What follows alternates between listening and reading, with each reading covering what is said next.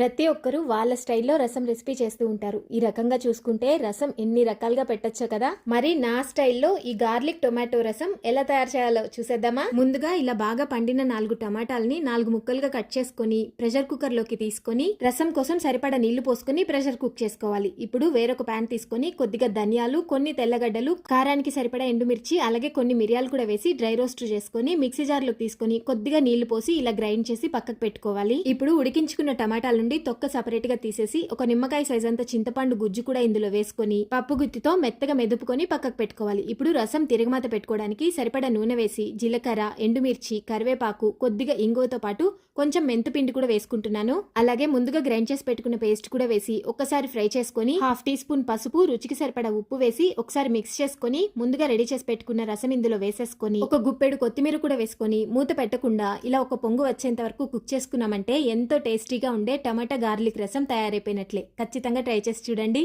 Thank you.